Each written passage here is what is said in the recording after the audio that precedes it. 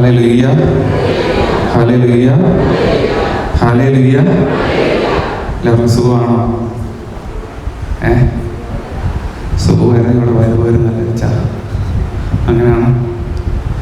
സുഖമായിരുന്നു. ഞാൻ ഇങ്ങോട്ട് വരുമായിരുന്നോ?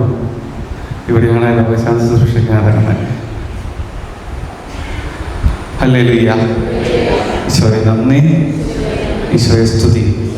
വളരെ സന്തോഷമുള്ള എല്ലാവരും വളരെ സന്തോഷമുള്ളവരായി കാണപ്പെടുന്നു. ദൈവത്തിന് നന്ദി പറയുന്നു. ചൊല്ലേറെ സ്നേഹിക്കപ്പെടുന്നവർ ഈ നാളുകളിൽ അല്ലെങ്കിൽ ഒരുപാട് ആൾക്കാർ സംസാരിക്കാൻ താല്പര്യമില്ലാത്തൊരു വിഷയം പറയാമെന്നാണ് ഞാൻ വിചാരിക്കുന്നത്. അതിന് മുമ്പൊരു കാര്യം ഞാൻ പറയട്ടെ. കഴിഞ്ഞ ദിവസം ഞാൻ മുറിയിലൂടെ ഇങ്ങനെ എന്തോ കാര്യങ്ങൾ ചെയ്തുകൊണ്ട് നടക്കുമ്പോൾ പെട്ടെന്ന് ഇങ്ങനെ ഒരു സ്വരം, ഒരു ആന്തരിക പ്രചോദനം ഇങ്ങനെ ഞാൻ കേട്ടു. നമ്മുടെ വ്യക്തിപരമായ കർത്തവ്യങ്ങൾ മാറ്റിവെച്ചുകൊണ്ട് പ്രാർത്ഥനയ്ക്കും ശുശ്രൂഷയ്ക്കുമായിട്ട് നടക്കുന്നത് ശരിയല്ല. ഒരു കുടുംബജീവിതക്കാരുടെ ഒരു സിറ്റുവേഷനാണ് ആ സമയത്ത് മനസ്സിൽ വന്നത്. നമ്മുടെ വ്യക്തിപരമായ കുടുംബത്തിൻ്റെ ഉത്തരവാദിത്തങ്ങൾ, അങ്ങനെ തന്നെയാണ് കേട്ടത്. കുടുംബത്തിൻ്റെ ഉത്തരവാദിത്തങ്ങൾ മാറ്റിവെച്ചുകൊണ്ട് പ്രാർത്ഥനയ്ക്കും ശുശ്രൂഷയ്ക്കും നടക്കുന്നത് അത് ഉത്തമമല്ല എന്ന് ഞാൻ കേട്ടു. അപ്പം ഞാൻ വിചാരിച്ച തമ്പുരാനെ, ഇതിപ്പോൾ ഞാൻ ആരോട് പറയാൻ? അവിടെ വരുന്നതാണ് ധ്യാനിക്കാൻ വരുന്നവരാണ് തീർച്ചയായിട്ടും. പിന്നെ ആരോടെ ഞാൻ പറയണ്ടേ? 2 ദിവസം കഴിയുമ്പോഴാണ് നമ്മുടെ കോർഡിനേറ്റർ എന്നെ വിളിച്ചിട്ട് പറഞ്ഞു, ചെവിടെ ഒരു ക്ലാസ് എടുക്കണം. അപ്പം എനിക്ക് മനസ്സിലാക്കി. അപ്പോൾ പറയേണ്ട അടുത്തല്ലേ നമ്മൾ പറയുന്നത്. പ്രിയമുള്ളവരെ, വളരെ പ്രധാനപ്പെട്ട ഒരു കാര്യമാണ്. ഈശോ പറയുകയാണ്, നമ്മുടെ ഭവനത്തിൻ്റെ, വിവാഹ ജീവിതത്തിൻ്റെ, മക്കളോടുള്ള, ദമ്പതികളോട് പരസ്പരമുള്ള കടമകൾക്ക് പകരമല്ല ഇത്തരത്തിലുള്ള ശുശ്രൂഷകൾ. മനസ്സിലായോ? കേട്ടോ? നമ്മുടെ വ്യക്തിപരമായ കുടുംബത്തിൻ്റെയും മറ്റും ഉത്തരവാദിത്തങ്ങൾക്ക് പകരമല്ല ഇത്തരത്തിലുള്ള ശുശ്രൂഷകൾ. ചിലപ്പോൾ അച്ഛനെ ഓടിക്കുമായിരിക്കും, ആള് പറയുന്നത് പറഞ്ഞു. പക്ഷെ ഞാൻ പറയണമല്ലോ, തമ്പുരാൻ പറഞ്ഞതാ. അതുകൊണ്ട് ശ്രദ്ധിക്കണം. അതിനോടൊപ്പം അതിനെ മെച്ചപ്പെടുത്താനും നവീകരിക്കാനും ഉള്ളതാണ് ഈ ശുശ്രൂഷകളെല്ലാം. നമുക്കിതിൽ നിന്ന് കൃപ സ്വീകരിച്ച് ഇത് ഭവനത്തിൽ കൊടുക്കണം. നമ്മുടെ ചുറ്റുമുള്ളവർക്ക് കൊടുക്കണം. ആത്മശോധനയുടെ ഒരു വിഷയമാണ്. നമുക്കത് തിരുത്തേണ്ടതുണ്ടെങ്കിൽ തിരുത്താം. ഞാൻ പറഞ്ഞു വരുന്ന വിഷയം അതല്ല. ഇത് പ്രത്യേകം നിങ്ങളോട് പറയണമെന്ന് എനിക്കൊരു പ്രചോദനം ഉള്ളത് കൊണ്ട് ഞാൻ പറഞ്ഞു എന്ന് മാത്രം. ഈ നാളുകളിൽ എനിക്ക് തോന്നുന്നു നമ്മൾ ഒരുപാട് കേൾക്കാൻ സാധ്യതയില്ലാത്തൊരു വിഷയം കൂടിയാണ്. മർക്കോസിന്റെ സുവിശേഷത്തിലാണ് ഈശോ തൻ്റെ വചന പ്രഘോഷണം, ഈശോ തൻ്റെ പരസ്യ ജീവിതം ആരംഭിക്കുന്നതായിട്ട് നമ്മൾ വായിക്കുന്ന ഒരു രംഗം. മർക്കോസിന്റെ സുവിശേഷം 1-ാം അധ്യായം 14-15 വാക്യങ്ങളിൽ നാം വായിക്കുന്നുണ്ട്. ആരെങ്കിലും പറയാൻ പറ്റുമോ? മർക്കോസ് 1:14-15 വാക്യങ്ങൾ. ഈശോ തൻ്റെ പരസ്യ ജീവിതം ആരംഭിക്കുന്നതായിട്ട് വളരെ ചുരുങ്ങിയ രൂപത്തിൽ മർക്കോസ് സുവിശേഷം എഴുതി വെച്ചിട്ടുണ്ട്. വായിച്ചു. യോഹന്നാൻ ബന്ധനസ്ഥനായപ്പോൾ ഈശോ ദൈവത്തിന്റെ സുവിശേഷം പ്രസംഗിച്ചുകൊണ്ട് ഗലീലയിലേക്ക് വന്നു. അവൻ പറഞ്ഞു, സമയം പൂർത്തിയായി, ദൈവരാജ്യം സമീപിച്ചിരിക്കുന്നു. അനുതപിച്ച് സുവിശേഷത്തിൽ വിശ്വസിക്കുവിൻ. യോഹന്നാൻ ബന്ധനസ്ഥനായി കഴിഞ്ഞപ്പോഴാണ് ഈശോ തന്റെ സുവിശേഷ പ്രസംഗം ആരംഭിക്കുന്നതാണ് മർക്കോസ് പറയുന്നത്. മർക്കോസ് സുവിശേഷം ഞാൻ പറയുന്നത്. അപ്പോൾ ഈശോ ഗലീലയിലേക്ക് വന്നു. ഗലീലയിലേക്ക് വന്നിട്ട് ഈശോ പറഞ്ഞു തുടങ്ങുന്നത് എന്താ? അവൻ പറഞ്ഞു, സമയം പൂർത്തിയായി. പിന്നെന്താ? ദൈവരാജ്യം സമീപിച്ചിരിക്കുന്നു. അതുകൊണ്ട് എന്ത് ചെയ്യണം? അനുതപിക്കണം.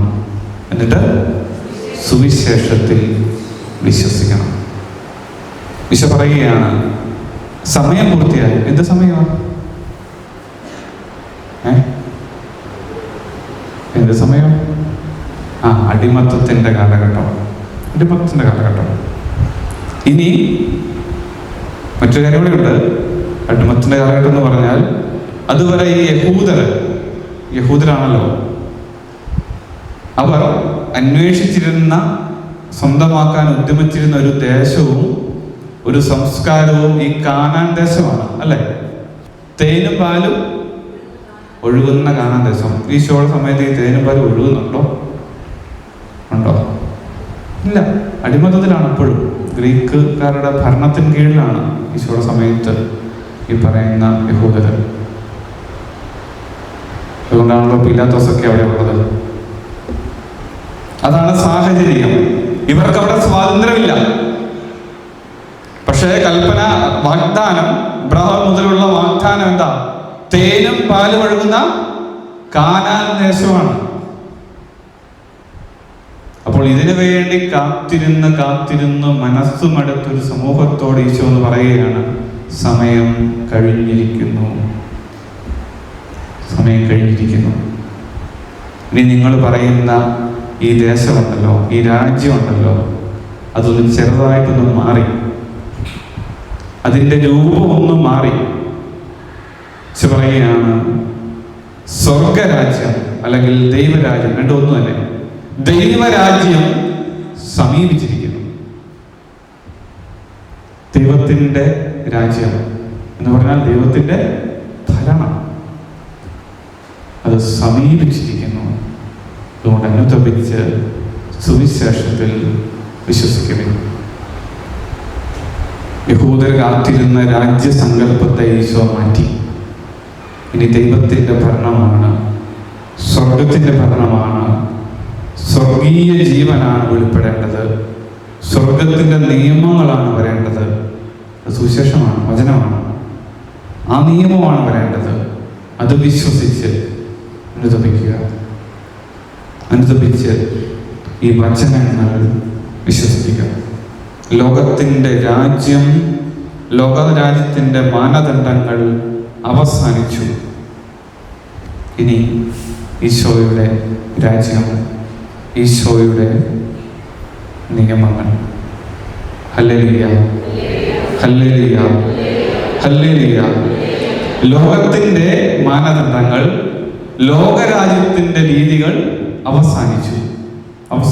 ഇനി ദൈവരാജ്യത്തിൻ്റെ നിലപാടുകൾ, ദൈവരാജ്യത്തിൻ്റെ നിയമങ്ങൾ. സ്നേഹത്തിൻ്റെ നിയമം, സത്യത്തിൻ്റെ നിയമം, സമാധാനത്തിൻ്റെ നിയമം, ക്ഷമയുടെ നിയമം, സഹനത്തിൻ്റെ നിയമം. ഇതെല്ലാമാണ് ദൈവരാജ്യ നിയമങ്ങൾ. ഇതെല്ലാമാണ് നാം വചനത്തിൽ കണ്ടെത്തുന്നത്. പ്രിയമുള്ളവരെ, ഇങ്ങനെ ഈശോ തൻ്റെ സുവിശേഷ പ്രഘോഷണം ആരംഭിക്കുന്നു. ഞാനൊന്ന് ചോദിച്ചോട്ടെ, ഈശോ സ്ഥാപിച്ച ദൈവരാജ്യം ഏതാ? അത് കാണാനുണ്ടോ? കേട്ടില്ല? സംശയമല്ലേ? ഞാനിങ്ങനെ ദൈവരാജ്യത്തിനൊക്കെ പറയുമ്പോൾ വിഷമിക്കരുത്. മൗണ്ടനബോധ കേന്ദ്രത്തിലെ ധ്യാനത്തിൻ്റെ പേര് ദൈവരാജ്യ പ്രഘോഷണ ധ്യാനം എന്നാണ്. അതുകൊണ്ട് ഇടയ്ക്ക് ഇങ്ങനെ പറഞ്ഞുകൊണ്ടിരിക്കും, നിങ്ങളൊന്നും തോന്നരുത്. ഈശോ ആരംഭിച്ച ഈ ദൈവരാജ്യം ഇന്ന് തുടരുന്നത് സഭയിലാണ്.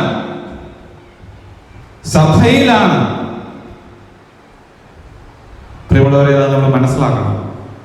എന്നാൽ ഇതിവിടെ കംപ്ലീറ്റ് ആയോ? പൂർണ്ണമായോ? ഇല്ല. അങ്ങനെയെങ്കിൽ എന്ത് സമാധാനമായിരുന്നു ഇവിടെ?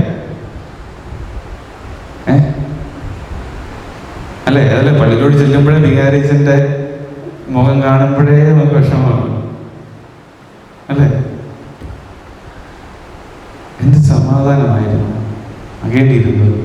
ശരിക്കും ദൈവരാജ്യം ഭൂമിയിൽ നമ്മളെന്നും പ്രാർത്ഥിക്കുന്നുണ്ട്, അല്ലേ? അങ്ങയുടെ രാജ്യം വരയണമേ. അതിനങ്ങനെ പ്രാർത്ഥിക്കുന്നേ? അങ്ങയുടെ രാജ്യം വരയണമേ. അതിന്റെ അർത്ഥം എന്താ? ഇതുവരെ വന്നിട്ടില്ല.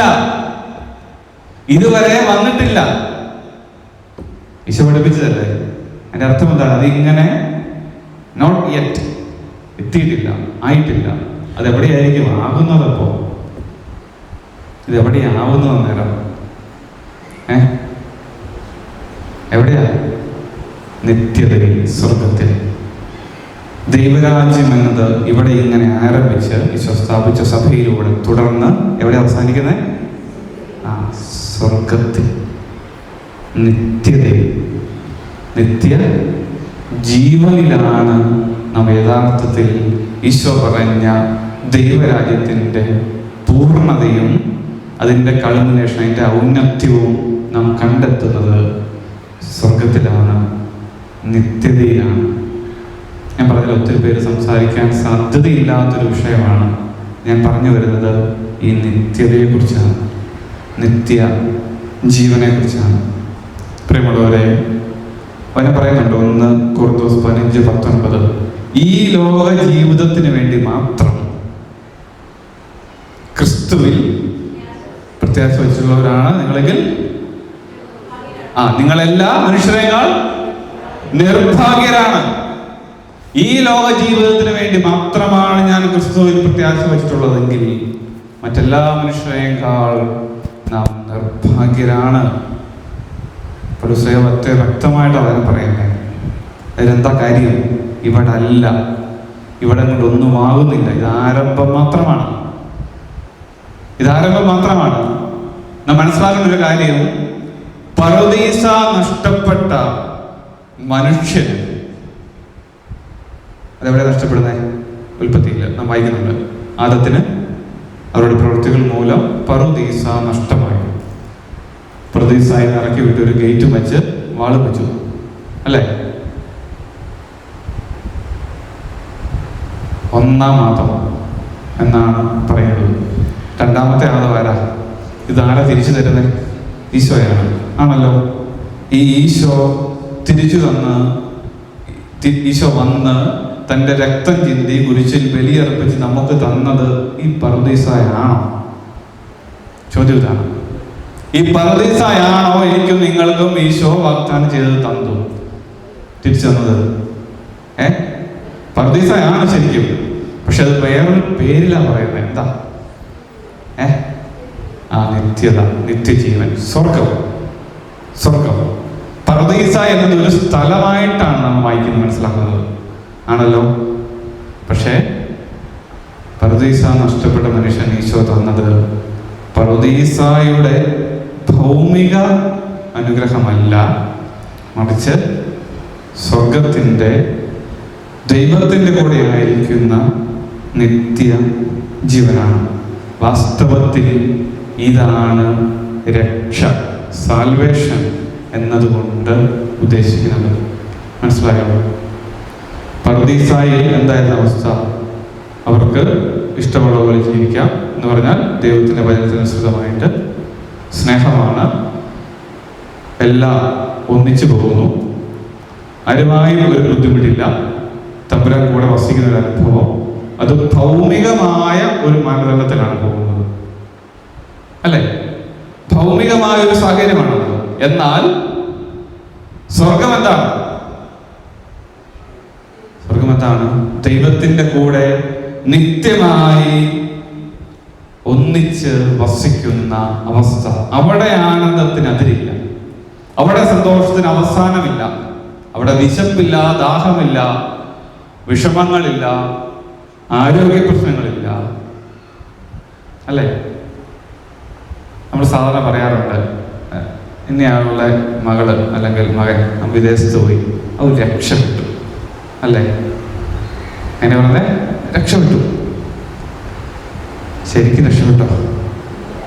ശരിക്കും ഇന്നത് ഈ രക്ഷ നമ്മൾ വളരെ പ്രായോഗികമായിട്ട് പറഞ്ഞു പോകുന്ന വാക്കുകളായിരുന്നു. ശരിക്കും എന്താണ് ഈ രക്ഷ? അത് ഈശോയുടെ കുരിശിലെ ബലിയുടെ ഫലമാണ്. അത് നിത്യജീവനാണ്. ശരിക്കും നമ്മൾ അതിനെയൊക്കെ അർത്ഥം വല്ലാതെ സൂക്ഷിപ്പിച്ചു കഴിയുന്നു. രക്ഷപ്പെട്ടു എന്ന് നമ്മൾ പറയുമ്പോൾ പലപ്പോഴും അറിഞ്ഞോ അറിയാതെ നമ്മൾ അർത്ഥമാക്കുന്നത് കുറച്ച് സാമ്പത്തിക ഭദ്രതയുണ്ടായി, ഒരു ജോലി കിട്ടി, അല്ലെങ്കിൽ രോഗം മാറി, അല്ലെങ്കിൽ വലിയ രോഗങ്ങളൊന്നും ഇല്ല. നോക്കിക്കേ, നമ്മുടെയൊക്കെ മനസ്സ് പലപ്പോഴും ലൗകിക കാര്യങ്ങളിൽ മുങ്ങി കിടക്കുകയാണ്. നമ്മുടെ നിക്ഷേപം പലപ്പോഴും ഇവിടെ തന്നെയാണ്. അതുകൊണ്ടാണ് ഇങ്ങനെയൊക്കെ പോകുന്നത്. അച്ഛനോട് ചോദിച്ചു, വിഷയം എന്താ ചോദിച്ചു. ഞാൻ പറഞ്ഞു, അച്ഛൻ നിത്യജീവന പ്രശ്നമാക്കുമോ ചോദിച്ചത്. ചിലപ്പോൾ ഇച്ചിരി പ്രശ്നമായേക്കും. അതായത് ലൗകിക കാര്യങ്ങളിൽ, ഭൗമികമായ കാര്യങ്ങളിൽ നമ്മുടെ മനസ്സ് കുടുങ്ങിക്കിടക്കുന്ന, സ്വർഗീയമായതിനെ കുറിച്ച് ചിന്തിക്കാൻ പോലും പറ്റാത്ത വിധത്തിൽ എനിക്ക് തോന്നുകയാണ് നമ്മൾ ഈ അത്ഭുതം എന്ന് പറഞ്ഞ വാക്കിനെ എത്രയോ എന്താ പറയുക ശോഷിപ്പിച്ചു കളഞ്ഞു. അതിൻ്റെ യഥാർത്ഥ അർത്ഥത്തെ നമ്മൾ എത്രമാത്രം മാറ്റിക്കളഞ്ഞു. എന്താ അത്ഭുതം? എന്താ? ഞാൻ ആഗ്രഹിക്കുന്ന കാര്യം നടന്നു. ഒരു പരിധി വരെ എങ്ങനെയാണ് അവരുടെ ജീവിതത്തിൽ ഉണ്ടായത് നമുക്കത്ര മിച്ചമില്ല, അതുകൊട്ടെ. എൻ്റെ കാര്യം നടന്നാൽ എൻ്റെ പറഞ്ഞ അത് ഭയങ്കര അത്ഭുതമാണ്. ഒരു പരിധി വരെ അത് രോഗം മാറി, ക്ഷീണം മാറി, അല്ലേ? ഞാൻ പ്രാർത്ഥിച്ചു, എൻ്റെ രോഗം മാറി, അത്ഭുതം. അങ്ങനെയല്ലേ തത്വത്തിൽ കാണും നമ്മൾ. ഞാൻ പ്രാർത്ഥിച്ചു, എൻ്റെ രോഗം മാറിയില്ല, അത്ഭുതം എന്ന് പറയാൻ പറ്റുമോ? ഇല്ല. അത് തന്നെ പ്രശ്നം. അതാ ഞാൻ പറഞ്ഞു തരുന്നത്. അങ്ങനെയല്ല, അങ്ങനെ തമ്പുരാൻ ഉദ്ദേശിച്ചിട്ടുമില്ല. നമ്മൾ ഈശോയെ സ്വീകരിച്ചല്ലേ, വിശുദ്ധ കുർബാന സ്വീകരിച്ചു. ലോകത്തിലെ ഏറ്റവും വലിയ അത്ഭുതമാണ്. നിസ്സാരനായ ഒരു പുരോഹിതന്റെ കരങ്ങൾ വഴി പരിശുദ്ധാത്മാവ് ഇറങ്ങി വന്ന ഒരു അപ്പത്തെയും വീഞ്ഞിനെയും, കാഴ്ചവെക്കുന്ന അപ്പത്തെയും വീഞ്ഞിനെയും മാറ്റി മിശിഹായുടെ സത്യദൈവവും നിത്യജീവനുമായ ഈശോ മിശിഹായുടെ തിരുശരീരവും തിരുരക്തവുമായി മാറ്റുന്ന അത്ഭുതം, മഹാത്ഭുതം. അതാ ഞാൻ വന്നപ്പോഴേ പറഞ്ഞത്. നാം സ്വീകരിച്ച ഈ ഈശോ നമ്മുടെ ബലഹീനതയാണ്. ഞാൻ സ്വീകരിച്ച ഈ ഈശോ എൻ്റെ ചുറ്റുമുള്ളവരുടെ ഹൃദയത്തിലും അവരും ഈ ഈശോയെ തന്നെയാണ് സ്വീകരിച്ചതെന്ന് അംഗീകരിക്കാൻ ഇന്ന് ക്രിസ്ത്യാനിക്ക് പറ്റുന്നില്ല. പറ്റുന്നുണ്ടെങ്കിൽ നമുക്കിടയിൽ ഇത്രയും ഭിന്നത ഉണ്ടാകുമായിരുന്നില്ല. മനസ്സിലായോ? അത് അംഗീകരിച്ചിരുന്നു എങ്കിൽ നമുക്ക് ഇത്രയും ഭിന്നത നമുക്കിടയിൽ ഉണ്ടാകുമായിരുന്നില്ല. ഭാര്യാഭർത്തൃ സ്നേഹത്തിൽ പോലും ഉണ്ടാകുന്ന വിള്ളൽ നാം അത്ഭുതങ്ങൾ പിന്നാലെയാ പോകുന്നേ. അല്ല പ്രിയപ്പെട്ടവരെ, രോഗം മാറുന്നത് മാത്രമല്ല, ഞാൻ പ്രാർത്ഥിച്ചിട്ട് എൻ്റെ രോഗം മാറിയില്ലെങ്കിലും അത് അത്ഭുതമാണ്. നിനക്ക് വേണ്ടി, നിന്റെ നന്മയ്ക്ക് വേണ്ടി തമ്പുരാൻ അത് മാറ്റാത്തതാണ്. നിന്റെ വിശുദ്ധീകരണമാണ്. അതിനെ വായിക്കുന്നുണ്ടല്ലോ നമ്മള്. നിങ്ങളുടെ വിശുദ്ധീകരണമാണ് ദൈവം അപേക്ഷിക്കുന്നത്. ദൈവത്തിന് ഇഷ്ടമല്ല. കർത്താവേ, നീ എന്നെ ഈശോ പത്രോസിനോട് പറയുന്നത്, ഞാൻ നിന്നെ കഴുകുന്നില്ലെങ്കിൽ നിനക്ക് എന്നോട് കൂടെ പങ്കില്ല. പത്രോസിനോട് പോലും കാല് കഴുകുന്ന സമയത്ത് ഈശോ പറഞ്ഞ കാര്യമാണ്, നിങ്ങളുടെ വിശുദ്ധീകരണമാണ് ദൈവം അഭിലഷിക്കുന്നത്. ദൈവത്തിൻ്റെ ഇഷ്ടം അതാണ്. അത് സഹനത്തിലൂടെ പറ്റൂ. നമ്മൾ വായിക്കുന്നില്ല 1 Petrus 4:1 ശരീരത്തിൽ പീഡനമേറ്റ ക്രിസ്തുവിന്റെ മനോഭാവം നിങ്ങൾക്ക് ആയുധമായിരിക്കട്ടെ.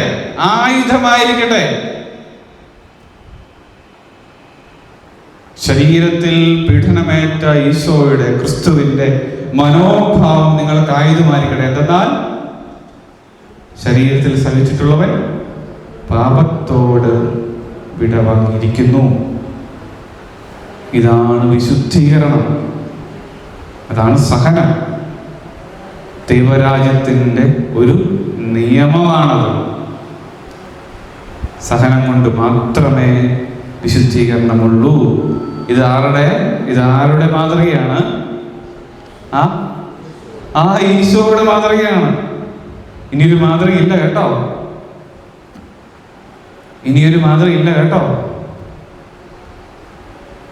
എത്ര വട്ടായച്ചന്മാരുണ്ടായാലും, എത്ര വാളമാച്ചന്മാരുണ്ടായാലും, എത്ര ധാന്യലച്ചന്മാരുണ്ടായാലും, വലിയൊരു വചനപ്രഘോഷവും രോഗശാന്തി ശുശ്രൂഷകരും ഉണ്ടായാലും ഈ സഹനം ഇങ്ങനെ തന്നെ, ഒരു മാറ്റവും ഇല്ലാതെ അത് കൂടത്തേ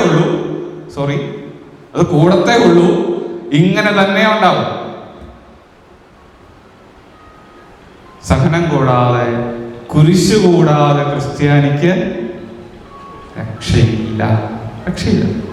ക്രിസ്ത്യാനിക്കെന്നല്ല, ആർക്കും.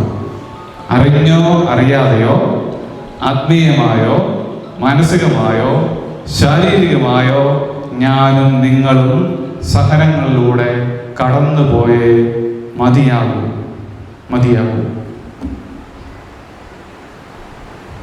അത് പാപം മൂലം മനുഷ്യവർഗത്തിന് മേൽ വന്ന ദൈവിക നിയമമാണ്. അതുകൊണ്ട് നമുക്ക് ഈ സഹനത്തെ എതിർക്കേണ്ട. കർത്താവേ എന്നെ വിശുദ്ധീകരിക്കണമേ എന്ന് ആര്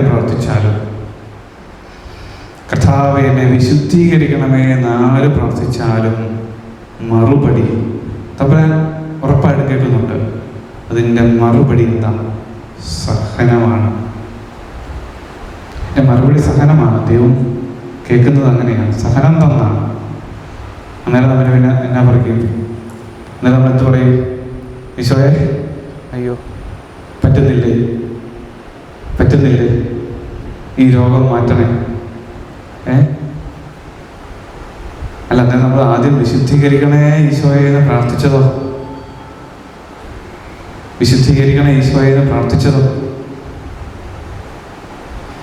ഇത് രണ്ടും കൂടെ നമ്മൾ തന്നെ പറയുന്നത്. രണ്ടും കൂടെ എങ്ങനെയാ പ്രവർത്തിക്കുന്നത്? മനസ്സിലായോ? ഒരു കാര്യം വേണമെന്നും വേണ്ടെന്നും ഒരേപോലെ നമ്മൾ തമ്പുരാനോട് പറയുകയാണ്. ഉത്തരം കിട്ടി, അത് സഹനമാണ്. എന്നെ വിശുദ്ധീകരിക്കണമേ എന്ന് ആര് പ്രാർത്ഥിച്ചാലും അതിനുള്ള ഉത്തരം സഹനമാണ്.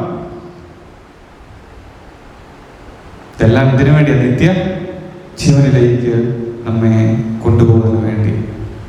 നമുക്ക് ദൈവത്തിൻ്റെ വചനത്തിലേക്ക് ഒന്നുകൂടെ ശ്രദ്ധിക്കാം. യോഹന്നാന്റെ സുവിശേഷം 14-ാം അധ്യായം 1 മുതൽ വാക്യങ്ങളിൽ ഈശോ വളരെ വ്യക്തമായിട്ട് ശിഷ്യന്മാരോട് പറയുകയാണ്, നിങ്ങളുടെ ഹൃദയം അസ്വസ്ഥമാകേണ്ട. വായിച്ചു. ദൈവത്തിൽ വിശ്വസിക്കുവിൻ, എന്നിലും വിശ്വസിക്കുവിൻ. പോരട്ടെ, 2-ാം വാക്യം.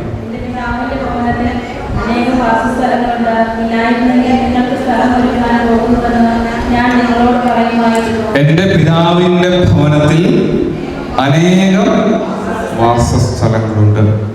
അതെന്താ ഈ വീട്? എന്റെ പിതാവിന്റെ ഭവനം ഏതാ? സ്വർഗം. എന്റെ പിതാവിന്റെ ഭവനത്തിൽ അനേകം വാസസ്ഥലങ്ങളുണ്ട്. ഇല്ലായിരുന്നുവെങ്കിൽ നിങ്ങൾക്ക് സ്ഥലമൊരുക്കാൻ ഞാൻ പോകുന്നുവെന്ന് നിങ്ങളോട് പറയുമായിരുന്നോ? ബാക്കി.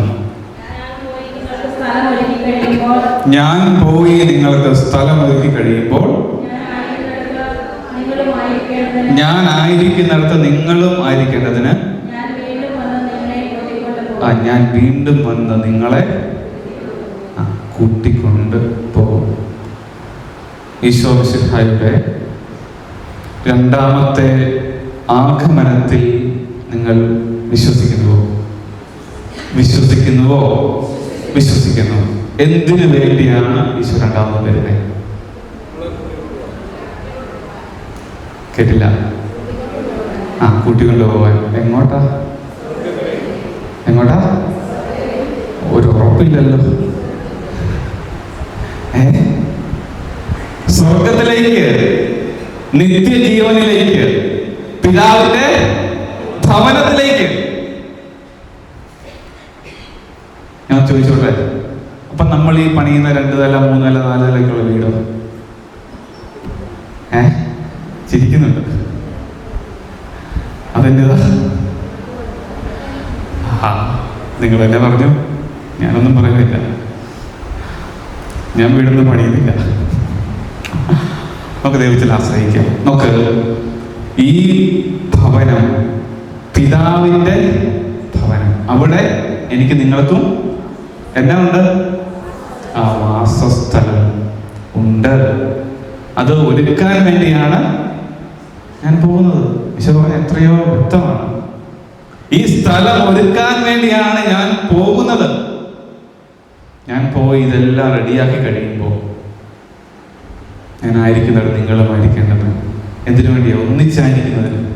പിതാവിനോട് കൂടെ ഈശോയും പരിശുദ്ധാത്മാവും ഈ ത്രിയേക ദൈവത്തോടു കൂടെ നമ്മൾ ഒന്നായിരിക്കേണ്ടതിന് ഞാൻ വീണ്ടും വന്ന് നിങ്ങളെ കൂട്ടിക്കൊണ്ടു പോകും. നമ്മെ കൊണ്ടുപോയി നമ്മെ പാർപ്പിക്കാൻ വേണ്ടിയാണ്. പ്രിയമുള്ളവരെ, എൻ്റെ യഥാർത്ഥ ഭവനം സ്വർഗമാണ്. എൻ്റെ യഥാർത്ഥ വീട് സ്വർഗമാണ്. സ്വർഗമാണ്. ഇത് പഠിപ്പിക്കാനാണ് ഈശോ ഭൂമിയിലേക്ക് വന്നത്. ഇതാണ് പാപം മൂലം മനുഷ്യന് നഷ്ടപ്പെട്ടത്. ഇവിടേക്ക് പ്രവേശിപ്പിക്കാനാണ് ഈശോ വന്നത്. സ്വർഗമാണെന്നും സ്വർഗത്തിലേക്കാണ് നാം പോകേണ്ടതെന്നും അതാണ് എൻ്റെയും നിങ്ങളുടെ അന്ത്യം ലക്ഷ്യം. നാം ആയിരിക്കേണ്ട ഇടം, യഥാർത്ഥ ഭവനം. അവിടെ കള്ളന്മാർ കടന്നു വരികയോ പുഴു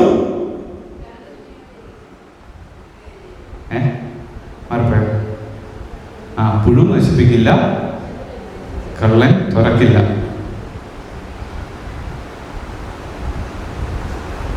അവിടെ ദുഷ്ടന്റെ പ്രവർത്തനം ഉണ്ടാവില്ല.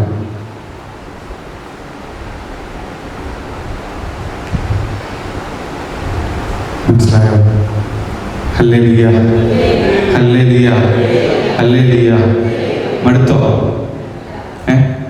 എഴുന്നേറ്റ് പ്രാർത്ഥിക്കണമായി വേണ്ട. ഈശോയെ ആശ്രയിച്ച് മുമ്പോട്ട് പോകാം. ഈ വചനം സ്വീകരിക്കുക.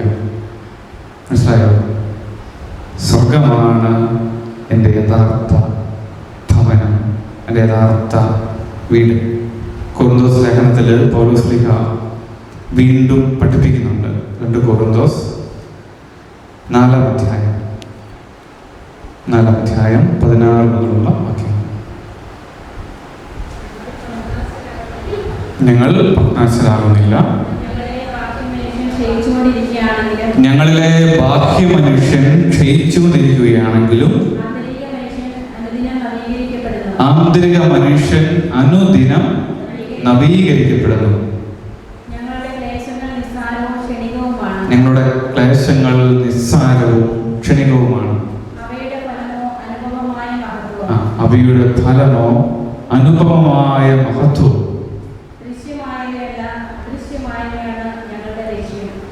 ദൃശ്യമായവയല്ല അദൃശ്യമായവയാണ് ഞങ്ങളുടെ ലക്ഷ്യം. ദൃശ്യങ്ങൾ നശ്വരങ്ങളാണ്, അദൃശ്യങ്ങൾ അനശ്വരങ്ങളും. ഞങ്ങൾ ഭഗ്നാശരാകുന്നില്ല. ഞങ്ങൾ ഇവിടെ ചെയ്യുന്ന കാര്യങ്ങളിൽ പരിമിതിയുണ്ട്. ലൗകികമായ മാനദണ്ഡങ്ങളിലും ഇടപെടലുകളിലും പരിമിതിയുണ്ട്. എങ്കിലും ഞങ്ങളതിൽ ഭഗ്നാശരാകുന്നില്ല. കാരണം ഞങ്ങളിലെ ഈ ബാഹ്യ മനുഷ്യൻ ക്ഷയിച്ചുകൊണ്ടിരിക്കുകയാണെങ്കിലും ആന്തരിക മനുഷ്യൻ അനുദിനം നവീകരിക്കപ്പെടുന്നു. അതെന്താ? ഇതെന്താ? ഇതെന്താ? മാംസമല്ല, മണ്ണ്. എന്നെ പറയുന്ന മടി. മാംസമല്ല, മണ്ണാണ്. അതാ ഇത് ക്ഷയിച്ചുകൊണ്ടിരിക്കുകയാണെങ്കിലും ആന്തരിക മനുഷ്യൻ, എൻ്റെ നിങ്ങളുടെയും ആത്മാവ് അനുദിനം നവീകരിക്കപ്പെട്ടു. Hallelujah, hallelujah. ബാഹ്യ മനുഷ്യൻ ക്ഷയിക്കുമ്പോഴും ആന്തരിക മനുഷ്യൻ, നിങ്ങൾക്ക് വലിയ രോഗം ഉണ്ടായിരിക്കാം, ക്യാൻസർ ആയിരിക്കാം, കാർന്നു തിന്നുകയാണ്, ഹൃദയത്തിൻ്റെ കോശങ്ങൾ ദുർബലപ്പെട്ടുകൊണ്ടിരിക്കുകയാണ്, കൈകാലുകളുടെ ശേഷി കുറഞ്ഞുകൊണ്ടിരിക്കുകയാണ്, ഓർമ്മ കുറഞ്ഞുകൊണ്ടിരിക്കുകയാണ്, എന്തുമായിക്കോട്ടെ, ഈ ബാഹ്യ മനുഷ്യൻ ക്ഷയിച്ചുകൊണ്ടിരിക്കുമ്പോഴും എന്റെയും നിങ്ങളുടെയും ആത്മാവ്, ആന്തരിക മനുഷ്യൻ അനുദിനം നവീകരിക്കപ്പെടണം. അതാണ് പറയുന്നത്. ഈ ആന്തരിക മനുഷ്യൻ അനുദിനം നവീകരിക്കപ്പെടട്ടെ. അങ്ങനെയെങ്കിൽ പിതാവിൻ്റെ ഭവനത്തിന് യോജിച്ച മനുഷ്യരായി, ജീവനായി, ജീവിതമായി നമുക്ക് രൂപപ്പെടാൻ സാധിക്കും. ഞാൻ പറഞ്ഞല്ലോ, ഇത് ഞങ്ങളുടെ ഈ ക്ലേശങ്ങൾ ഇത് നിസ്സാരവും ക്ഷണികവുമാണ്. നിസ്സാരമാണ്. വലിയ സഹനമുണ്ട്. പൗലോസ്ലീഹയുടെ സഹനത്തെ കുറിച്ച് ഞാൻ പറയേണ്ടതില്ലല്ലോ, പറയണോ? എത്രയോ അടി കൊണ്ട മനുഷ്യനാണ്, എത്രയോ സഹനം ഏറ്റെടുത്ത മനുഷ്യനാണ്. കടലിൽ കൂടെ ഒഴുകി നടന്നിട്ടുണ്ട്, കടലിൽ കൂടെ ഒഴുകി നടന്നിട്ടുണ്ട്. 2012 വെള്ളപ്പൊക്കത്തിൽ ഒഴുകി നടന്നിട്ടുണ്ടോ ഈ കൂടെ? ഒരു ഉദാഹരണം പറയാൻ വേണ്ടിയാ? ഇല്ല. പൗലോസ്ലീഹയുടെ സഹനം ഓർത്ത് നോക്കിയേ. കരയേതാ നാടേതാന്ന് അറിയത്തില്ലാതെ ഒഴുകി നടന്നിട്ടുണ്ട്. വിശപ്പിലും പട്ടിണിയിലും ദാരിദ്ര്യത്തിലും ഈ മനുഷ്യനാ പറയുന്നത്, ഇതെല്ലാം നിസ്സാരമാണ്, ക്ഷണികമാണ്. നമുക്ക് നല്ല വിശപ്പുണ്ടെന്ന് കരുതുക. ഒരു ദിവസമായിട്ട് ഒന്നും കിട്ടിയിട്ടില്ല, ഒരു ദിവസമായിട്ട് ഒന്നും കിട്ടിയിട്ടില്ല. പിറ്റേ ദിവസം രാവിലെ കുറച്ച് ഭക്ഷണം കിട്ടി, അല്ല നമ്മൾ ആർത്തിയോടെ വാരി കഴിച്ചു. എന്തുമായിക്കോട്ടെ, അടുപ്പിച്ച സമയമാണ്, അതിനെക്കുറിച്ച് പറയാൻ പോകരുത്. എന്നാലും എന്തുമായിക്കോട്ടെ, നമ്മളിത് വാരി കഴിച്ചു. ഞാൻ ഒരു കാര്യം ചോദിച്ചോട്ടെ, ആ കഴിച്ചു കഴിഞ്ഞാൽ, വിശപ്പ് മാറി കഴിഞ്ഞാൽ, തലേ ദിവസത്തെ വിശപ്പിന്റെ ഓർമ്മ അത് പിന്നെ എവിടെ പോയി? പിന്നെ വേറെ വിഷം വരുമോ? അതെങ്ങോട്ടാ പോയെ? ഏതാണ് പറയുന്നത്? അത് ക്ഷണികമാണ്. അതെങ്ങോട്ട് പോയി? ആ വിഷമം തന്നെ എങ്ങോട്ട് പോയി? അങ്ങനെ ഓർക്കാൻ നോക്കിയാൽ പറ്റുമോ? വിശപ്പിന്റെ വേദന എനിക്കറിയത്തില്ല, ഞാൻ നോക്കിയിട്ടുണ്ട്, പക്ഷെ പറ്റത്തില്ല. ഇത്രയുമുള്ളവരെ, നമ്മുടെ സഹനങ്ങളും നമ്മുടെ കഷ്ടപ്പാടുകളും ബുദ്ധിമുട്ടുകളും ക്ഷണികമാണ്, അത് നിസ്സാരവുമാണ്. ദൈവത്തെ പ്രതി, ഈശോയെ പ്രതി അവിടുത്തെ കുരിശ് പോലെ അത് സ്വീകരിക്കുന്നവർക്കത് വളരെ നിസ്സാരമാണ്. പരസ്പരം പറയുകയാണ്, ഇതെല്ലാം ക്ഷണികമാണ്, നിസ്സാരമാണ്. എന്നാൽ ഇവയുടെ ഫലം അനുപമമായ മഹത്വമാണ്. അതിവിടെ അല്ല. കാരണം ഇതെല്ലാം നശ്വരമുഖമാണ്, നശ്വരമാണ്. നശ്വരമായതല്ല, ഈ ദൃശ്യമായവയല്ല, അദൃശ്യമായ ഒന്നാണ് ഞങ്ങളുടെ ലക്ഷ്യം. ഈ ലക്ഷ്യമുള്ള എത്ര പേര് ഇവിടെയുണ്ട്? എന്നെ കൂടെ കൂട്ടി ഞാൻ ചോദിക്കണേ, ഈ ലക്ഷ്യം നമുക്ക് എത്ര പേർക്കുണ്ട്? ഉണ്ട്. ഞാനിവിടെ വന്നിരിക്കുന്നത് എന്തിനു വേണ്ടിയാണെന്ന് ചിന്തിച്ചാൽ മതി. ആത്മശോധന വിഷയമാണ് എന്നോട് പറയുന്നത്. ഞാൻ കഴിയുമ്പോൾ എത്രയും വേഗം സ്ഥലം കഴിയും. ഞാൻ ഇവിടെ വന്നതിൻ്റെ ലക്ഷ്യം എന്താണെന്ന് ഓരോരുത്തരും ആത്മശോധന ചെയ്താൽ മതി. എൻ്റെ ലക്ഷ്യം എന്താണെന്ന് അറിയാൻ പറ്റും. പൗലോസ് പറയുകയാണ്, ദൃശ്യമായതല്ല, ദൃശ്യമായതാണ് ഞങ്ങളുടെ ലക്ഷ്യം.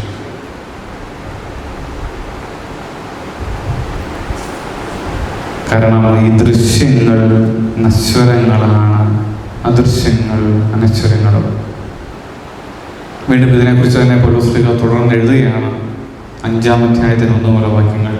ഞങ്ങൾ വസിക്കുന്ന ഭൗമിക ഭവനം നശിച്ചു പോകുമെങ്കിലും കരങ്ങളാൽ നിർമ്മിതമല്ലാത്തതും ശാശ്വതവും ദൈവത്തിനുള്ളതുമായ സ്വർഗീയ ഭവനം ഞങ്ങൾക്കുണ്ടെന്ന് ഞങ്ങൾ അറിയുന്നു. കേട്ടോ, ഞങ്ങൾ വസിക്കുന്ന ഈ ഭൗമിക ഭവനം അതെന്തുമാകാം. ഞാൻ പണിത വീടാകാം, എൻ്റെ സ്ഥാപനമാകാം, ഞാൻ ശുശ്രൂഷ ചെയ്യുന്ന ഇടങ്ങളാകാം, സ്ഥലങ്ങളാകാം, എൻ്റെ ആത്മാവിൻ്റെ തന്നെ ഭവനമായ എൻ്റെ സ്വന്തം ശരീരമാകാം. ഇത് നശിച്ചു പോകുമെങ്കിലും കരങ്ങളാൽ നിർമ്മിതമല്ലാത്തതും ശാശ്വതവും ദൈവത്തിൽ നിന്നുള്ളതുമായ ഒരു സ്വർഗീയ ഭവനം ഞങ്ങൾക്കുണ്ടെന്ന് ഞങ്ങൾ അറിയുന്നു. വാസ്തവത്തിൽ ഞങ്ങൾ ഇവിടെ നെടുവേർപ്പെടുകയും ഈ സ്വർഗീയ വസതി ധരിക്കാൻ വെമ്പൽ കൊള്ളുകയുമാണ്. ഈ വെമ്പൽ നമുക്കുണ്ടോ? സ്വർഗത്തിലേക്ക് പോകാൻ എൻ്റെ അച്ഛ അതെങ്ങനെയാണ്, അവിടെ ഒരുപാട് കാര്യം ചെയ്യാനുണ്ട്, മറ്റേ സ്ഥലത്തിന് അഡ്വാൻസ് കൊടുത്തതേ ഉള്ളൂ, ഞാൻ ഇപ്പൊ കച്ചവടം നടക്കുന്നില്ലേ, നല്ല കാര്യമാണ്.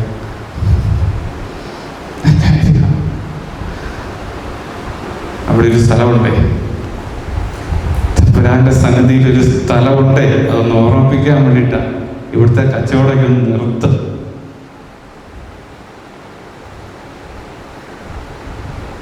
ഹല്ലേലൂയ, ഹല്ലേലൂയ, ഹല്ലേലൂയ. വിഷമമായോ? ഇതല്ലോ അല്ലേ? ബാക്കി കൂടെ പറഞ്ഞോട്ടെ.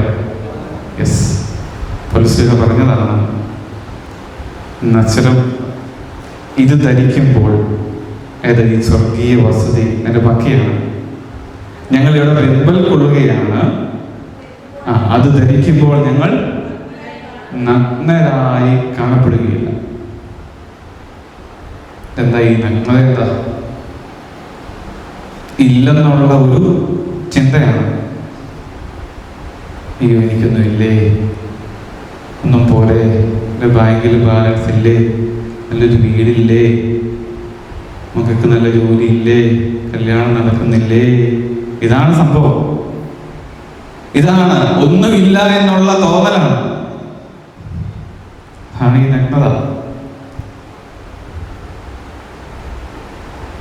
തൃപ്തിയാവുന്നില്ല, തൃപ്തി വരുന്നില്ല. തമ്പുരാൻ തരാൻ സന്നദ്ധനാണ്, പക്ഷെ തരാൻ നോക്കുമ്പോൾ ഇത് ഇവിടെ കൊടുത്താൽ എങ്ങനെയാവും എന്നും കൂടെ അവിടെ നോക്കും. അതിനുള്ള പക്വത, ആത്മീയ പക്വത ഞാൻ നിലവിൽ നേടിയിട്ടുണ്ടോ? അതിനുള്ള ആത്മീയ പക്വത ഞാനും നിങ്ങളും നേടിയിട്ടുണ്ടോ? എനിക്ക് തമ്പുരാൻ തരും, ഉറപ്പായിട്ട് തരും. മക്കൾക്ക് നല്ല ദാനങ്ങൾ നൽകാൻ ദുഷ്ടരായ നിങ്ങൾക്ക് അറിയാമെങ്കിൽ എന്നോട് ചോദിക്കുന്ന എത്രയോ അധികമായി അവിടുന്ന് അനുഗ്രഹം തരും, പരിശുദ്ധാത്മാവിന് തന്നെ തരും. പിന്നെന്താ വേണ്ട? തമ്പുരാൻ തരാൻ സന്നദ്ധനാണ്. ഏറ്റവും വലിയ ദാനമാണ് ഈ പരിശുദ്ധാത്മാവ്. യോഹന്നാൻ 3:34 നാം വായിക്കുന്നുണ്ട്. ദൈവം നല്ല ആത്മാവിനെ കൊടുക്കുന്നത്, അളവില്ലാതെ കൊടുക്കുന്നത് എന്ന് പറഞ്ഞാൽ സമൃദ്ധമായി നൽകാൻ, അമർത്തി കുലുക്കി നിറച്ചളന്ന് നിങ്ങളുടെ മടിയിൽ ഇട്ട് തരാൻ തമ്പുരാൻ സന്നദ്ധനാണ്. പക്ഷെ എന്റെ ലക്ഷ്യം എന്താണ്? നിന്റെ ആത്മാവ്, എന്റെ നിങ്ങളുടെ ആത്മാവ് എവിടെ ചെല്ലും? എന്തിനെയാണ് ലക്ഷ്യം വെക്കുന്നത്? അപ്പോൾ ദൈവം നോക്കും തീർച്ചയായിട്ടും. ഞാൻ ഇവർക്ക് ഈ ദാനങ്ങൾ നൽകിയാൽ, ഇത് നൽകിയാൽ ഇവർ ഇതുകൊണ്ട് എവിടെ എത്തും? സ്വർഗത്തിൽ ചെല്ലുവോ, നരകത്തിൽ ചെല്ലുവോ? ഹല്ലേലൂയ, ഹല്ലേലൂയ, ഹല്ലേലൂയ.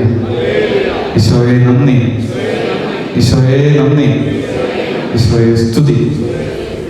പ്രിയമുള്ളവരെ, ഇത് ധരിക്കുമ്പോൾ ഏത് ഈ നിത്യജീവൻ ധരിക്കുമ്പോൾ ഞാനും നിങ്ങളും തൃപ്തരാകും. നമ്മുടെ ഈ ഇല്ലായ്മ ഇല്ലാതാവും. മനസ്സിലായോ? കാരണം എല്ലാറ്റിൻ്റെയും ഉറവിടവും ഉടയവനുമായ ദൈവവുമായി ഞാനും നിങ്ങളും ഒന്നായിത്തീരും. ആദത്തെ ഹവ്വായെയും അത്തിയില കൊണ്ടുണ്ടാക്കിയ ഉടുപ്പ് മാറ്റിച്ച് തോല് കൊണ്ട് ഉടയാടി ഉണ്ടാക്കി കൊടുത്ത ദൈവം നമ്മുടെ കുറവുകൾ, ബലഹീനതകൾ, ഇല്ലായ്മകൾ എല്ലാം മറയ്ക്കും. ആമേൻ. Hallelujah, hallelujah. അത് സ്വീകരിക്കും. അത് തീരുന്ന ഇടം ഭൂമിയല്ല കേട്ടോ. നമ്മുടെ എല്ലാ പ്രശ്നങ്ങളും പരിഹരിക്കേണ്ട സ്ഥലം അതിവിടെ അല്ല. അങ്ങനെ ആരെങ്കിലും വിചാരിക്കുന്നുണ്ടെങ്കിൽ അത് തികച്ചും തെറ്റിദ്ധാരണയാണ്. ഈശോ തീർച്ചയായിട്ടും രോഗം സുഖപ്പെടുത്തിയിട്ടുണ്ട്, പിശാചുകൾ ഒഴിപ്പിച്ചിട്ടുണ്ട്, സകലവിധ കാര്യങ്ങൾ ചെയ്തിട്ടുണ്ട്. പക്ഷേ ഈശോ കുരിശിൽ മരിച്ചത് എന്തിനു വേണ്ടിയാ? പാവം മോചിച്ച് രക്ഷ നൽകാനാണ്. ഈശോയുടെ കുരിശുമരണത്തിന്റെ ഫലം, യഥാർത്ഥ ഫലം പാപമോചനവും നിത്യജീവനുമാണ്. വേറെ ഒന്നുമല്ല. ബാക്കിയുള്ളതെല്ലാം കൂട്ടി ചേർക്കപ്പെടുന്നതാണ്. ദൈവരാജ്യം നിങ്ങളുടെ ഇടയിൽ ഉണ്ട് എന്നതിന്റെ തെളിവാണ്. പക്ഷെ ദൈവരാജ്യമല്ല. ദൈവിക ജീവൻ നമ്മുടെ ഇടയിൽ പ്രവർത്തിക്കുന്നു എന്നതിന്റെ തെളിവാണ്. പക്ഷെ അത് ദൈവിക ജീവനല്ല. രോഗശാന്തി അല്ല. നിങ്ങൾ കടം മാറി, നിങ്ങളുടെ മക്കൾക്ക് നല്ല ജോലി കിട്ടി, അല്ലാതെ നോ.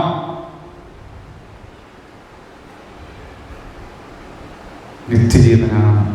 അതാണ് ദൈവം നമ്മളിൽ നിന്ന് പ്രതീക്ഷിക്കുന്നത്. അതിലേക്ക് നാം ഹൃദയം കൊണ്ട് ഒരുങ്ങണം. വീണ്ടും 4-ാം വാക്യത്തിൽ 2 Corinthians 5:4, ഈ കൂടാരത്തിലായിരിക്കുമ്പോൾ തന്നെയും ഞങ്ങൾ ഉത്കണ്ഠാകുലരായി നെടുവേർപ്പെടുന്നു. ഈ കൂടാരം, എൻ്റെ വീട്, എൻ്റെ ജീവിതം, ഞാൻ ഉത്കണ്ഠപ്പെടുകയാണ്, നെടുവേർപ്പെടുകയാണ്. മൃദുവശകതമായ ജീവനാൽ രസിക്കേണ്ടത് പഴയത് മാറ്റിക്കളയാനല്ല, പുതിയത് ധരിക്കാനാണ്. ഈ നിത്യത ധരിക്കാനാണ്, അതിനെ പുൽകാനാണ് ഞാൻ ആഗ്രഹിക്കുന്നത്. ഈ ലക്ഷ്യത്തിനായി ഞങ്ങളെ ഒരുക്കിയത് ആത്മാവിനെ അച്ചാരമായി ഞങ്ങൾക്ക് നൽകിയ ആ ദൈവമാണ്. തമ്പുരാൻ പറയുന്നതാണ്, തമ്പുരാൻ ആഗ്രഹിക്കുന്നതാണ്, നിങ്ങൾ പിതാവിൻ്റെ വീട്ടിലേക്ക്, എൻ്റെ ഭവനത്തിലേക്ക് വാ. അതിനു വേണ്ടിയാണ് ഞാൻ നിങ്ങളെ സൃഷ്ടിച്ചത്. അതാണ് ഞാൻ ആഗ്രഹിക്കുന്നത്. അതാണ് ഞാൻ നിങ്ങളിൽ അഭിലഷിക്കുന്നത്. ഭൗമിക ജീവിത സാഹചര്യങ്ങളിൽ കെട്ടിപ്പിണഞ്ഞ് കിടന്ന് കുടുങ്ങി ജീവിതം അവസാനിപ്പിക്കരുത്. എന്നിട്ട് പൗലോസ് ശ്ലീഹ പറയും, ഞങ്ങൾ നയിക്കപ്പെടുന്നത് വിശ്വാസത്താലാണ്, കാഴ്ചയാൽ അല്ല. കേട്ടോ? ഞങ്ങൾ നയിക്കപ്പെടുന്നത് വിശ്വാസത്താലാണ്, കാഴ്ചയാലല്ല. കണ്ണടച്ച് പിടിച്ചാൽ ഞങ്ങൾ ജീവിക്കുന്നത് എന്നാ പറയുന്നത്. മനസ്സിലായോ? ബുദ്ധിപ്പെട്ടോ? ഞങ്ങൾ നയിക്കപ്പെടുന്നത് കാഴ്ചയാൽ അല്ല. കണ്ണടച്ച് പിടിച്ചാൽ ജീവിക്കുന്നതെന്ന് ഉദ്ദേശിക്കുന്നത്. മനസ്സിലായോ?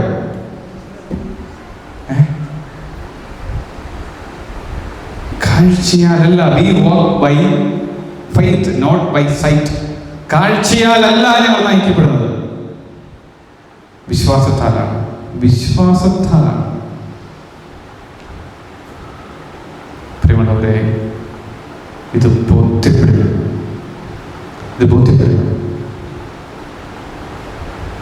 ഹല്ലേലൂയ, ഹല്ലേലൂയ, ഹല്ലേലൂയ. അബ്രാഹത്തിന്റെ വിശ്വാസത്തെ കുറിച്ച് പറയുമ്പോൾ അബ്രാഹം, ഇസഹാക്ക്, യാക്കോബ് പൂർവ്വപിതാക്കന്മാരുടെ വിശ്വാസത്തെ കുറിച്ച് പറയുമ്പോൾ വചനത്തിൽ നാം എബ്രായർ 11 വായിക്കുന്നുണ്ട്. ഇവർ കൂടാരങ്ങളിൽ താമസിച്ചു. എങ്ങനെയാ? കൂടാരങ്ങളിൽ താമസിച്ചു. അവർക്ക് വേണം നല്ല വീട് വെക്കാമായിരുന്നു. വെച്ചോ? ഇല്ല. 8 മുതലുള്ള വാക്യങ്ങൾ. വിശ്വാസം മൂലം അബ്രാഹം തനിക്ക് അവകാശമായി ലഭിക്കാനുള്ള സ്ഥലത്തേക്ക് പോകാൻ വിളിക്കപ്പെട്ടപ്പോൾ അനുസരിച്ചു. എവിടേക്കാണ് പോകേണ്ടതെന്ന് അറിയാതെയാണ് അവൻ പുറപ്പെട്ടത്. വിശ്വാസത്തോടെ അവൻ വാഗ്ദത്ത ഭൂമിയിൽ വിദേശിയെ പോലെ കഴിഞ്ഞു. എങ്ങനെയാണ്? വാഗ്ദത്ത ഭൂമിയിൽ എങ്ങനെയാ? വിദേശിയെ പോലെ കഴിഞ്ഞു. അതേ വാഗ്ദാനത്തിന് അവകാശികളായ ഇസഹാക്കിനോടും യാക്കോബിനോടും മൊത്തം അവൻ കൂടാരങ്ങളിൽ താമസിച്ചു. 10 വാക്യം എബ്രായർ 11:10. ദൈവം സംവിധാനം ചെയ്തതും നിർമ്മിച്ചതും അടിസ്ഥാനമിട്ടുറപ്പിച്ചതുമായ ഒരു നഗരത്തെ അവൻ പ്രതീക്ഷിച്ചിരുന്നു. ഹല്ലേലൂയ. ദൈവം സംവിധാനം ചെയ്തതും നിർമ്മിച്ചതും അടിസ്ഥാനമിട്ടുറപ്പിച്ചതുമായ ഒരു നഗരത്തെ അവൻ പ്രതീക്ഷിച്ചിരുന്നു. ഈ പ്രതീക്ഷ എനിക്ക് നിങ്ങൾക്ക് ഉണ്ടോ?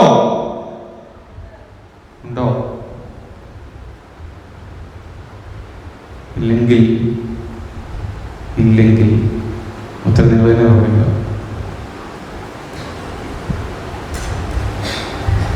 Hallelujah, hallelujah. പ്രിയമുള്ളവരെ, അവരെല്ലാം വിശ്വാസത്തോടെയാണ് മരിച്ചത്. 13 വാക്യങ്ങളിൽ അല്പം കൂടെ വിശദമാക്കാം. അവരെല്ലാം വിശ്വാസത്തോടെയാണ് മരിച്ചത്. ഇവരെല്ലാം മരിച്ചു, കടന്നുപോയി. എങ്കിലും അവർ വാഗ്ദാനം ചെയ്യപ്പെട്ടത് പ്രാപിച്ചില്ല. ദൂരെ നിന്ന് അവയെ കണ്ട് അഭിവാദനം ചെയ്യുകയും തങ്ങൾ ഭൂമിയിൽ അന്യരും പരദേശികളുമാണെന്ന് ഏറ്റുപറയുകയും ചെയ്തു. 11 വാക്യം. ഇപ്രകാരം പറയുന്നവർ തങ്ങളുടെ പിതൃദേശത്തെയാണ് അന്വേഷിക്കുന്നതെന്ന് വ്യക്തമാക്കുന്നു. വീണ്ടും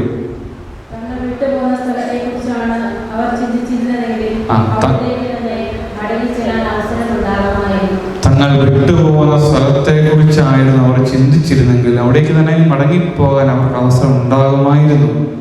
ഇപ്പോഴാകട്ടെ അവർ അതിനേക്കാൾ ശ്രേഷ്ഠവും സ്വർഗീയവുമായതിനെ ലക്ഷ്യം വയ്ക്കുന്നു. അവരുടെ ദൈവം എന്ന് വിളിക്കപ്പെടുന്നതിൽ അവിടുന്ന് ലജ്ജിക്കുന്നില്ല. കാരണം അവർക്കായി അവിടുന്ന് ഒരു നഗരം തയ്യാറാക്കിയിട്ടുണ്ടല്ലോ. അബ്രാഹത്തിന്റെ വിശ്വാസികളുടെ പിതാവാണ്.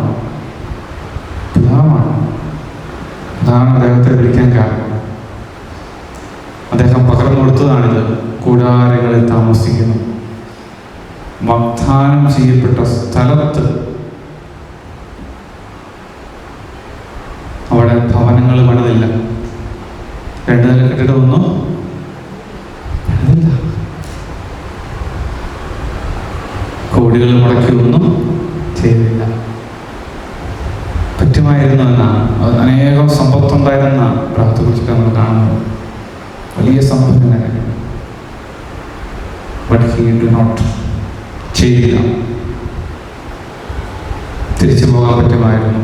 അവിടെ ഒരു രാജ്യം തന്നെ, ഒരു സംസ്കാരം തന്നെ പണിത് നിർത്താമായിരുന്നു. ചെയ്തില്ല. അവർക്കായി അവിടുന്ന് ഒരു നഗരം തയ്യാറാക്കിയിട്ടുണ്ട്. Hallelujah, hallelujah. പ്രിയമുള്ളവരെ, ഞാൻ അവസാനിപ്പിക്കുകയാണ്. സമയമാകുന്നു. ഒന്ന് എഴുന്നേൽക്കുക. നമുക്ക് എഴുന്നേറ്റിരിക്കുക. ഫിലിപ്പി ലേഖനത്തിൽ പൗലോസ് വീണ്ടും പഠിപ്പിക്കുന്നുണ്ട്. 3-ാം അധ്യായം 17 വാക്യങ്ങൾ. 3-ാം അധ്യായം 17 വാക്യങ്ങൾ.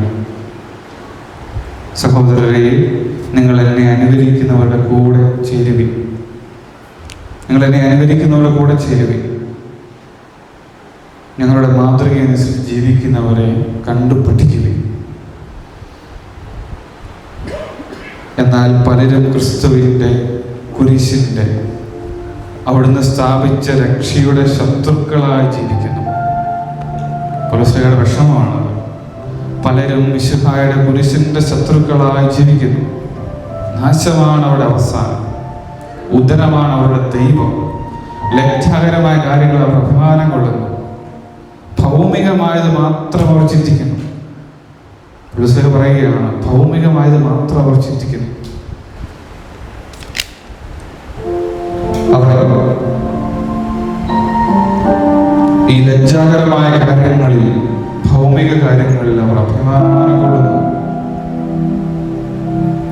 എന്നാൽ നമ്മുടെ പൗരത്വം സ്വർഗത്തിലാണ്.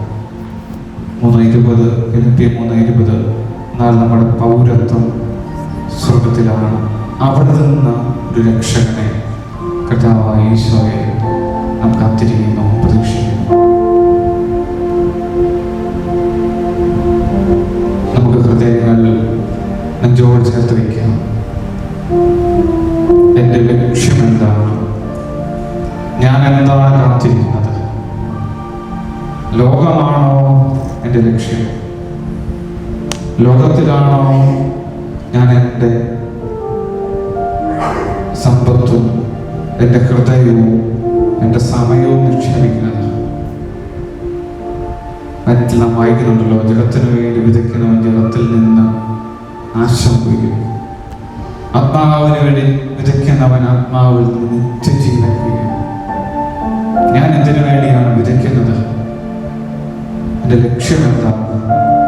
ഞാൻ എന്തിനെയാണ് നോക്കി പറയുന്നത്? തമ്പുരാനോട് പ്രാർത്ഥിക്കുക. എൻ്റെ ലക്ഷ്യം തെറ്റിപ്പോയിട്ടുണ്ടെങ്കിൽ മാപ്പ് ചോദിക്കുക, അനുതപിക്കുക. ദുർബലമായ മനുഷ്യ ശരീരം അതില്ലായ്മ തന്നെയാണെന്ന് ബോധ്യപ്പെടുക. കർത്താവിൻ്റെ ഇഷ്ടം വിശുദ്ധീകരിക്കാൻ അവിടുന്ന് ആഗ്രഹിക്കുമ്പോഴും മല്ല് പിടിക്കുന്ന നമ്മുടെ അവസ്ഥകളെ തമ്പുരാൻ സമർപ്പിക്കുക. ലോകമാണ് എൻ്റെ ആശയെങ്കിൽ ലോകം കടന്നു പോകും. നാം ഏത് നിമിഷവും ദിവസത്തിലേക്ക് വിളിക്കപ്പെടേണ്ടവരാണ്. ഏത് നിമിഷവും ലോകത്തിലാണ് ഞാൻ പ്രത്യാശ വയ്ക്കുന്നത്. അത് കടന്നു പോകും, അത് നിലനിൽക്കുന്നില്ല എന്ന് നാം മനസ്സിലാക്കണം. സങ്കീർത്തകൻ നിലവിളിക്കുന്നുണ്ട്, കർത്താവേ, ഭൂമിയിൽ ഞാനൊരു പരദേശിയാണ്. സങ്കീർത്തനം 119:19. ഭൂമിയിൽ ഞാനൊരു പരദേശിയാണ്. നിങ്ങളുടെ കൽപ്പനകൾ അനുസരിക്കാൻ എനിക്ക് ജ്ഞാനം നൽകണമേ.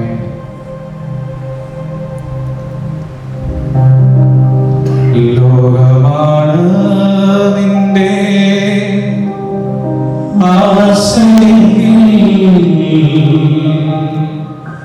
ലോകം കടന്നു പോകും, പോയി മറയും. ഇന്നോ മരണം നിന്നെ മുട്ടി വിളിച്ചെന്ന ലോകത്തെ കൈവിട്ട് പോകണം നീ. ലോകമാണ് നിന്റെ ആശയെങ്കിൽ ലോകം കടന്നു പോകും, പോയി മറയും. ഇന്നോ മരണം നിന്നെ മുട്ടി വിളിച്ചെന്ന ലോകത്തെ കൈവിട്ട് പോയിടും നീ. എന്തുണ്ട് ലോകത്തിൽ ആശ നൽകാൻ? സർവവും മായയായി മാഞ്ഞു പോകും. എന്തുണ്ട് ലോകത്തിൽ ആശ നൽകാൻ? സർവവും മായയായി മാഞ്ഞു പോകും. ഇന്ന് മരണം നിന്നെ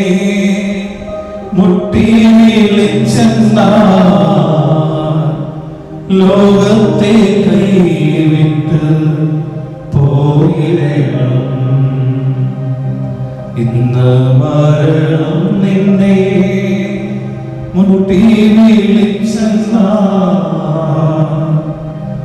ലോകത്തെ കൈവിട്ട് പോയിടണം.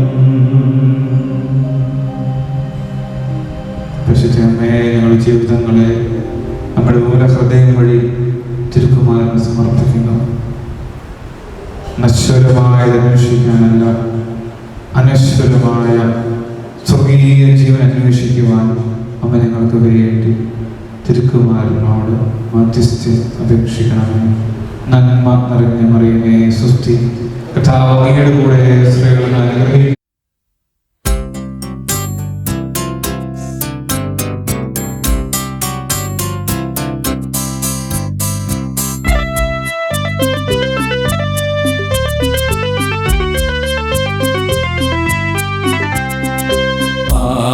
പാവനാത്മാവേ വരൂ നീ, പാവനം ഈ വേളയിൽ. പാവനാത്മാവേ വരൂ നീ, പാവനം ഈ വേളയിൽ. പ്രാർത്ഥനായിതരായി നിൽക്കും സുതരിവരെ, അഗ്നിനാവാൽ ശക്തിയേകി അഭിഷേകം ചെയ്തിടൂ. ജീവദാതാവേ, നീ വരൂ നിറയൂ. സപ്തദാനമായി തൂകൂ കൃപാദായകനേ.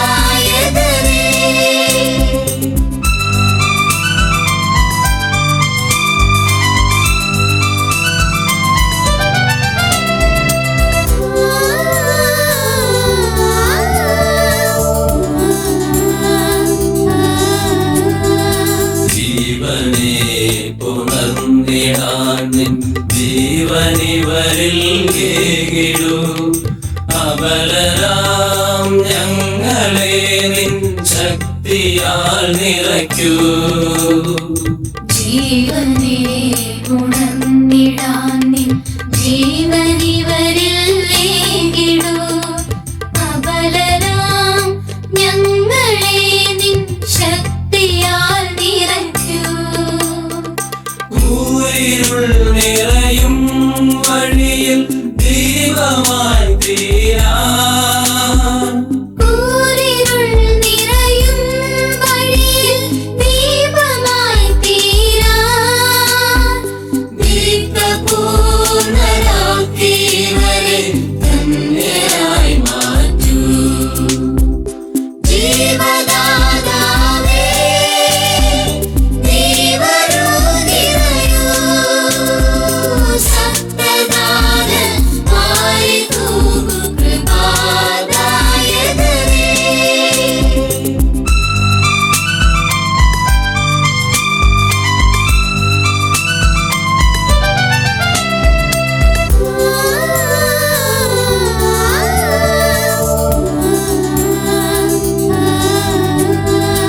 അഖിലവും വിശുദ്ധമാക്കും നൽവിശേഷം മേകുവാൻ ധരയിലെങ്ങും ദൈവരാജ്യം സ്ഥാപനം ചെയ്യാം.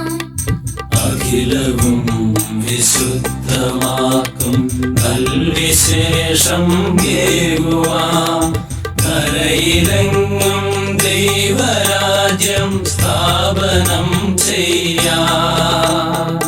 ജീവനേകിടുവാൻ ബലിദാനമായി തീരാൻ. ജീവനേകിടുവാൻ